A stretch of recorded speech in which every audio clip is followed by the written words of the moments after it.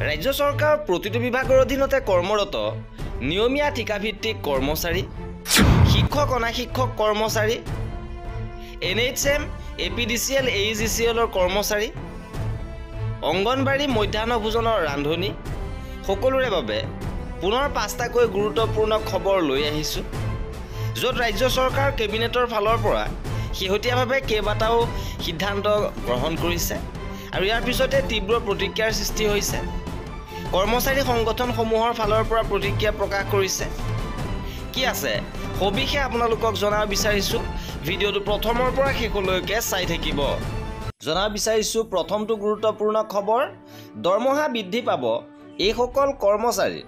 দৰমহা বৃদ্ধিত চিলমোহৰ নিম্ন প্ৰাথমিক, উচ্চ প্ৰাথমিক আৰু মাধ্যমিক বিদ্যালয়ত নতুনকৈ নিযুক্তি পোৱা শিক্ষকসকলক প্ৰথম বাৰ্ষিক বেতন বৃদ্ধিত সুবিধাত কেবিনেটে অনুমোদন জনাইছে।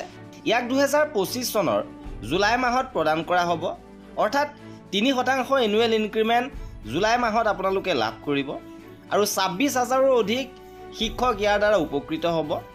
ইপিনে চৰকাৰৰ এই সিদ্ধান্তক শিক্ষক কৰ্মচাৰী সংগঠনৰ ফালৰ পৰা আদৰণি জনাইছে, ধন্যবাদ জনাইছে অসম ৰাজ্যিক প্ৰাথমিক শিক্ষক সন্মিলনীয়ে।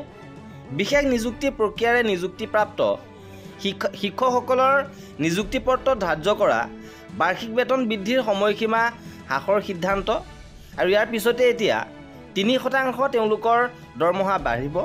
ইপিনে ৰাজ্যৰ অংগনবাড়ী কৰ্মীসকলৰ বাবে গুৰুত্বপূৰ্ণ পদক্ষেপ লোৱা হৈছে। কেবিনেটে অতি কমেও 10 বছৰ অভিজ্ঞতা পুষ্ট আৰু কলা বিজ্ঞান বাণিজ্য অথবা অন্য সংশ্লিষ্ট বিষয়ত স্নাতক ডিগ্ৰীধাৰী কৰ্মৰত অংগনবাড়ী কৰ্মীৰ মাজৰ পৰা 50% অংগনবাড়ী ছুপাৰভাইজৰ পদ পূৰণৰ বাবে অনুমোদন জনাইছে আৰু বাকী থকা পদসমূহ পোনপটীয়াকৈ SLRCয়ে গ্ৰেড 3 দ্বাৰা পূৰণ কৰিব, অৰ্থাৎ তেওঁলোকৰ কৰ্মৰতসকলৰ মাজৰ পৰা 50% নিযুক্তি লাভ কৰিব যিসকলে 10 বছৰ অতিক্ৰম কৰিছে আৰু বাকী 50% ডাইৰেক্ট নিযুক্তি হ'ব। ইপিনে মধ্যাহ্ন ভোজনৰ ৰান্ধনি সহায়িকাৰ মাননি বৃদ্ধি কৰিছে। কেবিনেটে PM পোষণৰ অধীনত নিয়োজিত ৰান্ধনি সহায়িকাসকলৰ বাবে অক্টোবৰ 2025ৰ পৰা কাৰ্যকৰী হোৱাকৈ বছৰি 10 মাহৰ বাবে মাহিলী 500 টকাৰ পৰা 1000 টকালৈ বৃদ্ধিত অনুমোদন দিছে আৰু এই সিদ্ধান্তৰ দ্বাৰা 1 লাখৰো অধিক ৰান্ধনি সহায়িকা উপকৃত হ'ব।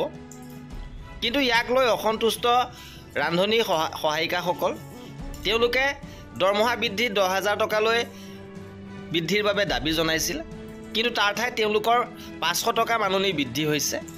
ইপিনে ৰাজ্যৰ ঠিকাভিত্তিক কৰ্মচাৰীসকলৰ বাবে আহিছে সুখবৰ, আপোন ঘৰ আৰু আপোন বাহন আঁচনিৰ সুবিধা লাভ কৰিব। কেবিনেটে আপোন ঘৰ আৰু আপোন বাহনৰ সুবিধাসমূহ নিম্নলিখিত ক্ষেত্ৰৰ 60 বছৰ পৰ্যন্ত নিয়মীয়া আৰু ঠিকাভিত্তিক কৰ্মচাৰীৰ বাবে মুকলি কৰি সম্প্ৰসাৰণত অনুমোদন জনাইছে।